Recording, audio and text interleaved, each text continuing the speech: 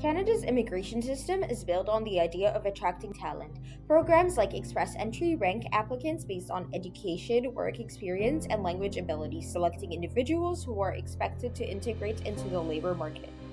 Every year, more than 400,000 permanent residents are admitted into the country, many through skilled worker pathways designed to support economic growth. The assumption is simple that those who will qualify will succeed. Ahmed Khuraim, who immigrated to Canada from Egypt, was drawn by that promise. He believed in the system, a point-based model that rewards education and experience combined with access to healthcare and a reputation for equality. Well, I just decided that I'm going to emigrate to a country where equality and healthcare are a priority. And the way the former Prime Minister has promoted Canada made it seem as such, despite the reality being different from the promise.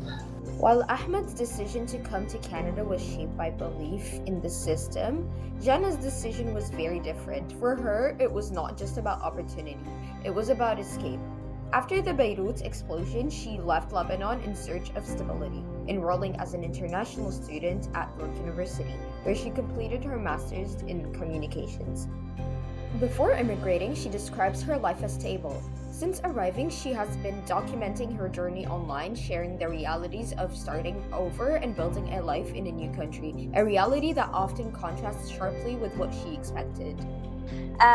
So my first بدك target, it wasn't about immigrating إنه كرمال ادرس أو كرمال اتخرج masters أو كرمال الدراسة in general. It was more about إنه I wanted to change the atmosphere, the lifestyle that I'm living. I want to seek new opportunities in life لأنه every 10 to 15 years same problems occur. But that first start came with unexpected challenges. She describes feeling isolated, overwhelmed, and emotionally drained, balancing school, long commutes, and a demanding retail job without support. Staples, I hated it. كنت عم بيع phone services like Bell, Rogers, وأنا ما إلي شي بكندا وما بفهم شي فيهم. ما بفهم ببال، ما بفهم برogers. I don't know what credit check is. I had zero idea. And I used to go to university, let's say from 8 till 12:30, and then I had to commute 1 hour to reach Staples. And my schedule was like from 1 till 9 p.m. I only had 30 minutes break from 5 till 5:30 to use my phone and to eat.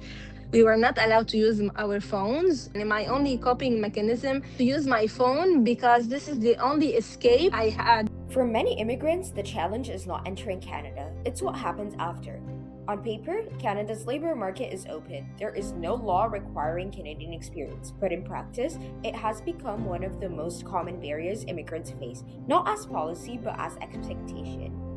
Carice arrived in Canada with a strong professional and academic background. She spent 14 years working in education in Trinidad and Tobago.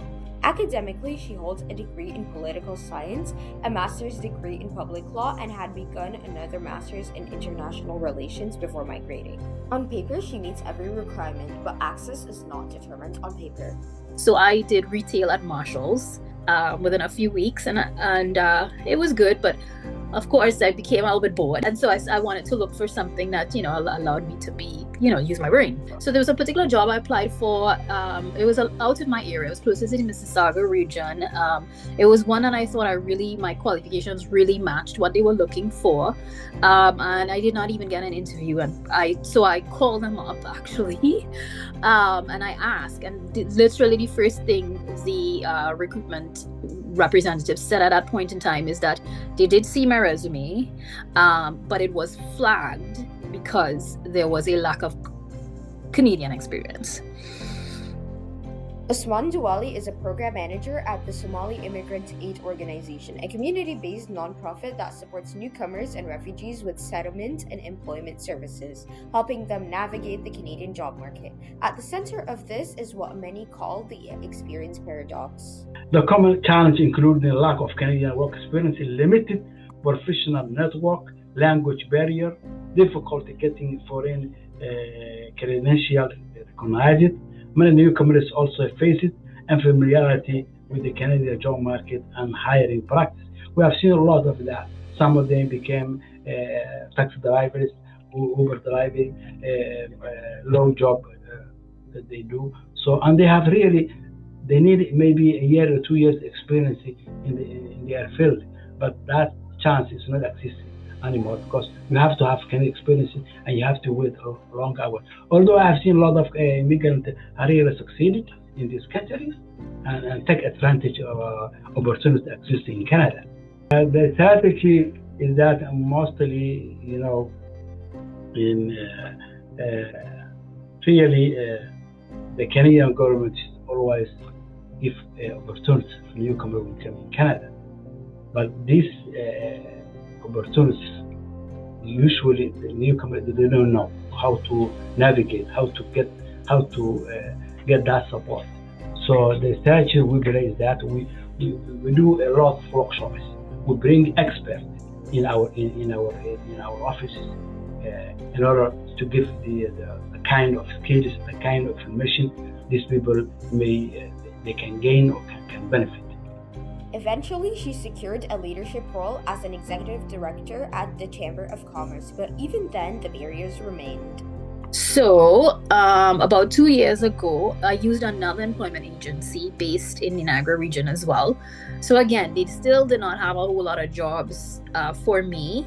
But there was so I'm actually in that current role now. 2 interviews, which for that role, I think they took a while. And this is the feedback I had gotten actually from the hiring board, is that they knew based on my resume that I would have been qualified, but it took them a while to figure out whether I would be suitable because it was a role that's very immersed in community. I think they queried whether I would be able to connect well with that community, you know, being an outsider. And even after being hired, the gap between qualification and opportunity persisted. She says she often feels underutilized, doing tasks like event planning and sales instead of work that reflects her expertise. Over time, that gap affects more than career progression.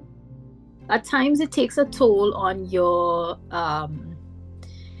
confidence levels as well, because sometimes you sit into a room and you hear people that, you hear a conversation of people discussing things, and you know that you can make a contribution to that, but then you're just not given the opportunity to do so.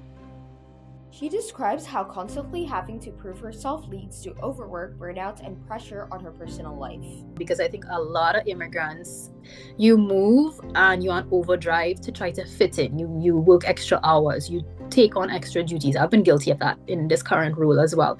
You work 3 times harder for a job, but then for me, as a mom, it also takes a toll on my family life as well. Raquel arrived in Canada with confidence. She's a marketing professional from Brazil who built a successful career working on large-scale campaigns and brand projects, with experience across markets like Australia and Dubai. She came expecting that experience to translate into new opportunities, but quickly realized that it was not recognized in the same way. And I realized it after many interviews, sending resume and changing resumes many times. I used to have a huge file pasting each job opportunity I applied and what happened. And I remember it was more than 200 in like 1.5 months. I applied for more than 200 jobs, and I think I received answers for 5%, 10% of each application. She describes nearly falling for a job scam, highlighting how vulnerable newcomers can be without guidance. Sometimes I see opportunities on LinkedIn, but it looks really good, too good, and then I copy and paste on Google, and then Reddit. You see a lot of posts on Reddit, people saying, oh, this is a scam, this is a scam. And then, again, I was wasting my time trying to find a job in Toronto. So one more challenge for the list: Canadian experience, lack of network, and scams. I remember once I saw a really nice job opportunity saying, yeah, you can work from home. I don't remember, but it was something like nice, $400 per week, something like that. Yeah. I was new here.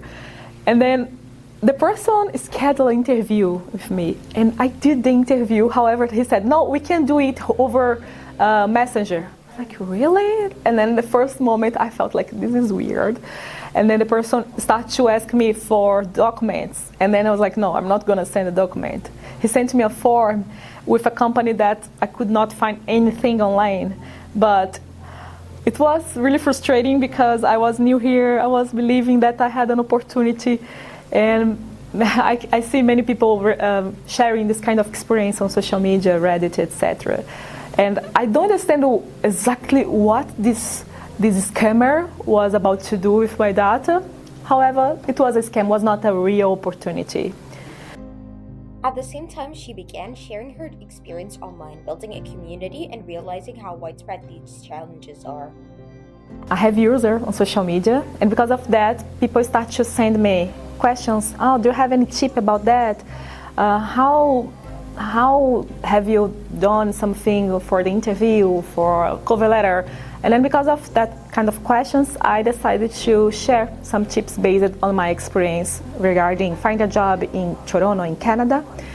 And it was a surprise because in 1.5 years sharing this kind of content, my TikTok account got 500,000 followers, and it was really surprising. I was not trying to become like an influencer or something like that, but it was nice, and it shows that it is a common struggle, that people starting their lives abroad, it's always the same situation, same struggle. And here in Canada, we have the same barrier, the Canadian experience, and it's really hard to show to them if I have or not. Sometimes some people, they had an experience in a survival job. Is it relevant to be a project manager? Yes or no?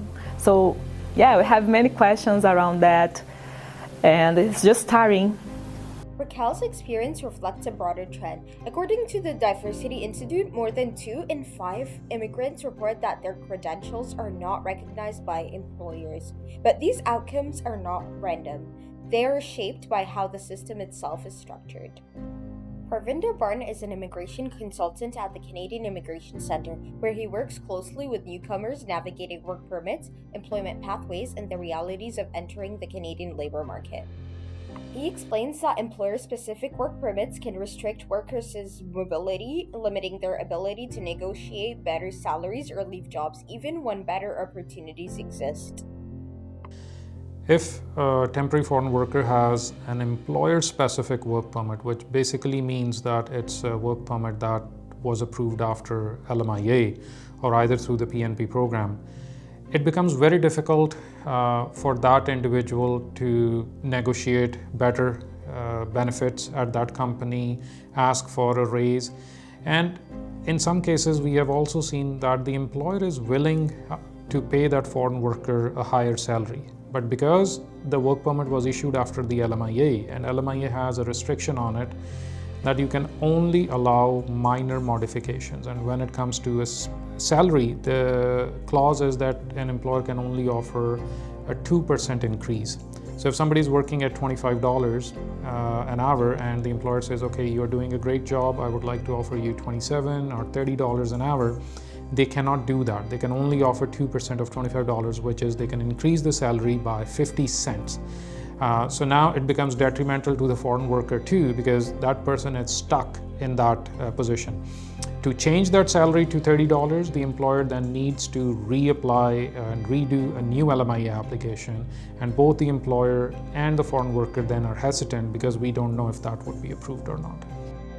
Mohammed Elmi is a researcher at the Diversity Institute at Toronto Metropolitan University, where he studies immigrant employment outcomes, labor market integration, and the systemic barriers newcomers face when entering the Canadian workforce. He explains that even though employers can't explicitly ask for Canadian experience, bias still happens earlier, often when reviewing resumes. This means that many immigrants are filtered out before even reaching an interview. For those who have been impacted because they've migrated to Canada, it's the old age problem that all immigrants have faced. They have heard the stories of they meet the qualifications to move to Canada to get their permanent residence in Canada. However, getting gainful employment is a longer, steeper pathway. And so we see skilled workers, skilled immigrants moving here, but it's still having difficulty, whether it is related to the type of experience. Keep in mind, employers can no longer ask for Canadian experience, or specifically in job ads, and they can't ask about it in interviews. That has been banned for a number of years. But still, the biases in looking at their resumes and look before they get selected for the interview are still at play. And so tools have been developed where you remove the name, you just focus on the skills and the education qualifications to hire as a way to overcome those barriers that many immigrants face. But they still do face longer hurdles. In Canada, who you know is still very much important in gaining jobs. And a lot of immigrants, recent immigrants, newcomers, don't have those social networks and social capital to get those types of jobs. What we found is overall, 83% of the survey respondents found that there's economic anxiety. And what does that mean? I think some of that has been the result of a backlash towards immigrants in general. Some people saying that there are too many immigrants. And you see there's a divide between the overall population and, as well as perceptions around immigrants and immigration workers. He links this to growing backlash, often driven by narratives around housing and cost of living. There's some positives. Generally, most Canadians still view immigration as a net positive. We also see that there's a correlation between education levels and people feeling positive towards immigrants and immigration numbers. However, the numbers have declined over the last number of years because there's been this perception in the media that there are too many immigrants. Even though the data shows that the proportion of immigration did go down during the pandemic, and it went slightly up after the pandemic, but it generally was a wash when you look at over the trend lines over time. I think the immigration backlash was very much driven by a media narrative that linked immigrants to housing costs, immigrants to affordability issues, cost of living issues, and you saw that trickled into the social media comments and posts. Some of it was driven by international actors, and some of the research through their social media lab, for example, showed that some of the largest comments on the Canada Housing Canada Reddit's pages was mostly driven by international actors, not necessarily Canadians, but the ripple effect of that was the media covered it, and so more people talked about it. What we were able to find was for every 1% increase in immigration numbers, the housing prices only went up 0.1%. So even though there was an effect on prices, it was not as one-to-one effect. And the same thing was the numbers themselves of immigrants.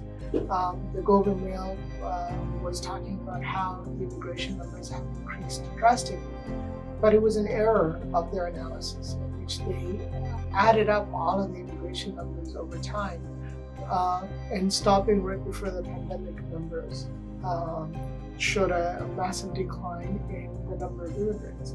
And so you see those errors compounding and helping make the government make decisions around immigration numbers that were not necessarily based in reality or in fact. And so I think how did the media, what was the role of the media in helping this narrative? I think it's two-fact. The housing prices, the effect was there, but not as large as it was claimed. But beyond policy, the impact is personal. سو حسيت انه عملت داون جريد كتير لحياتي، انه عم بتعذب، بدي اوعى كل يوم، اهلي مش هون، ما حدا بيساعدني، اذا ما في اكل ما باكل، او بدي اشتري اكل كل وقت من برا. I'm on my own. او كل ما احس انه انا ما فيك تتراجعي جنى عن قراري، كل ما احس اكتر ببريشر انه I have to make it رغم كل الظروف الصعبة واللي واقفة قدامي. Research from the Diversity Institute shows that economic instability and employment barriers contribute significantly to stress and long-term uncertainty among newcomers, and yet people still continue to adapt. When formal systems fall short, immigrants create their own. Ahmed explains that volunteering opened doors, allowing him to build connections and create opportunities for himself. I remember in October of 2024, I bumped into someone who created an organization called MAX, Muslims Achieving Excellence. It's an NGO, so all of it is volunteer-led. And he told me about Max Pitch and Max Entrepreneurship, and I'm dedicated 8 to 10 hours a week between these two functions, and it opened a lot of doors. So this is another strategy to create opportunities, is to pitch yourself, work on the framework, and how can you best add value to the organization of choice for you. That experience led him to start Gathering X, a community designed to help others do the same. What began as a personal solution became a collective one. So another challenge next to the job search is managing your mental health. I knew I have to initiate. I can either complain and say, you know what, making friends in Canada is very, very difficult, and it is. Or I can be a problem solver, part of the solution rather than part of the problem. So this is why I created Gathering X. It's a community where we build authentic connections over food, games, sports, and culture. And while the primary intention was to just help with mental health, job opportunities came out of that community. People were helping each other to get connected to hiring managers. And people, again, want to hire people who they trust. Research from the Future Skills Center highlights mentorship programs, work-integrated learning, and employer engagement as key solutions to improving immigrant employment outcomes. At the policy level, change is ongoing, shaped by lawmakers responding to both economic needs and the challenges newcomers face. Salma Zahid, the Member of Parliament for Scarborough Centre, has been involved in efforts to improve how immigrants are supported as they enter the workforce. Yes, I know too many newcomers still face systemic barriers, from complex licensing systems to the lack of Canadian experience. We are tackling this challenge head on by funding bridging programs. We are offering credential recognition loans and supporting mentorship training and employment partnerships. So by improving how skills are recognized and utilized, we are not just supporting individuals, we are strengthening Canada's economy by addressing labor shortages and ensuring we make full use of the talent we attract. When skilled newcomers succeed, Canada grows stronger, and that's exactly what we are building on. We have made a lot of changes to the temporary foreign programs, and we really don't want that the employers should abuse the people who come here on work permits, and that's why not all work permits are tied to the employers. It is different categories, different provinces, but many are open also for the caregivers also. We have allowed them to change their employer within that sector. We are a country which has been built on immigrants, and immigrants are very much needed, but we need to have that much number for whom we have the infrastructure available. So there is a shortage of housing. We are trying to build a stock of housing through Build Canada Homes, and we are investing into affordable housing. So since 2024, because of the fact that many people were not able to find housing, we are trying to reduce the immigration numbers from 500,000 to about 360,000-65,000, so that we have appropriate healthcare facilities available, we have the housing available for the people who come in. The issue is not whether immigrants have skills, it is whether systems are designed to recognize them. Until the opportunity matches promise, this remains the Canadian experience.